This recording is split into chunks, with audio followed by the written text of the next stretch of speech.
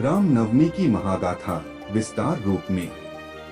जब जब इस धरती पर अधर्म बढ़ता है, जब अन्याय और अत्याचार अपनी सीमाएं पार कर जाते हैं, तब सृष्टि के पालनहार भगवान विष्णु स्वयं अवतार लेकर धर्म की रक्षा करते हैं।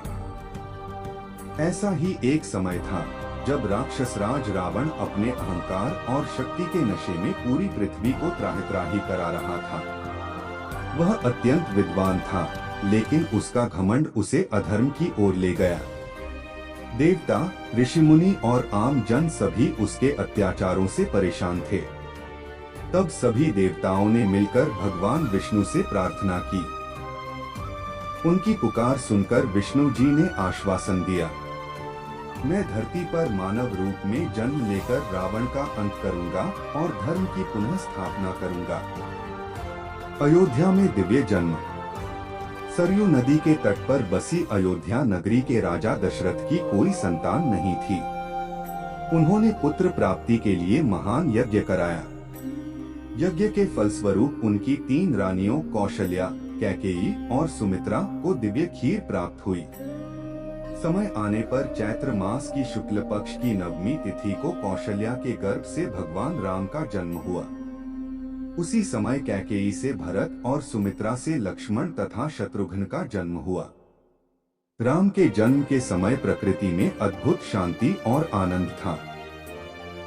देवताओं ने आकाश से पुष्प वर्षा की और पूरा अयोध्या जय श्री राम के जयकारों से गूंज उठा।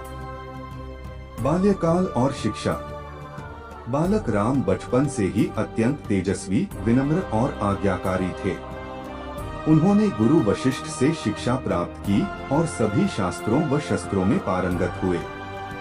कुछ समय बाद महान ऋषि विश्वामित्र अयोध्या आए और राजा दशरथ से राम और लक्ष्मण को अपने साथ ले जाने का आग्रह किया, ताकि वे राक्षसों से यज्ञ की रक्षा कर सकें। राम ने बाल्यावस्था में ही ताड़का, मारीच जैसे राक्षसों का वध कर दिया। यह उनके दिव्य पराक्रम का पहला संकेत था। सीता स्वयंवर और विवाह।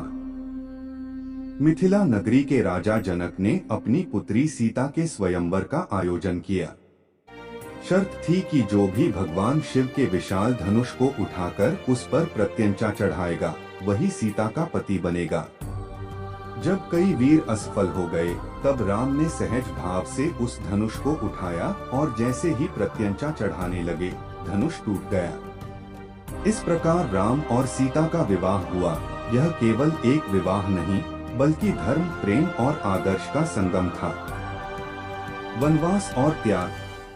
जब राम के राज्याभिषेक की तैयारी हो रही थी, तभी कैकेयी ने राजा दशरथ से अपने 2 वरदान मांगे। भरत को राजा बनाना, राम को 14 वर्षों का वनवास देना। राजा दशरथ वचनबद्ध थे, इसलिए वे मना नहीं कर सके। राम ने बिना किसी विरोध के पिता के वचन को सर्वोपरि मानते हुए वनवास स्वीकार कर लिया। उनके साथ माता सीता और भाई लक्ष्मण भी वन को चले गए। यह त्याग, मर्यादा और कर्तव्य का सर्वोच्च उदाहरण है।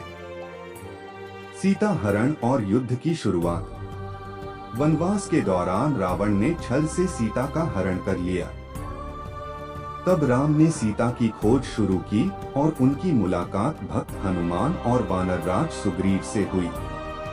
हनुमान जी ने लंका जाकर सीता का पता लगाया और राम को समाचार दिया।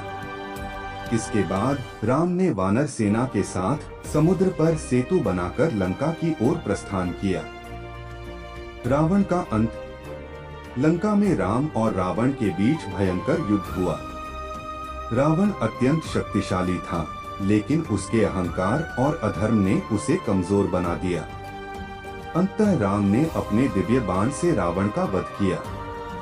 यह केवल एक युद्ध की जीत नहीं थी, बल्कि अधर्म पर धर्म की विजय थी। अयोध्या वापसी और राम राज्य। 14 वर्ष का वनवास पूर्ण करने के बाद राम, सीता और लक्ष्मण अयोध्या लौटे। उनका भव्य स्वागत हुआ और राम का राज्याभिषेक किया गया। राम के शासन को राम राज्य कहा गया, जहां सबको न्याय मिला, कोई दुखी नहीं था, धर्म और सत्य का पालन होता था। रामनवमी का महत्व। रामनवमी केवल भगवान राम के जन्म का उत्सव नहीं है, बल्कि यह हमें जीवन जीने की सही राह दिखाती है। सत्य और धर्म का मार्ग अपनाओ, माता पिता और कर्तव्य का सम्मान करो, अहंकार से दूर रहो, कठिनाइयों में भी धैर्य और संयम बनाए रखो। निष्कर्ष, भगवान राम का जीवन हमें सिखाता है कि एक आदर्श इंसान कैसे बनना चाहिए। उनकी महागाथा केवल एक कथा नहीं, बल्कि जीवन का मार्गदर्शन है। जय श्री राम। राधे राधे।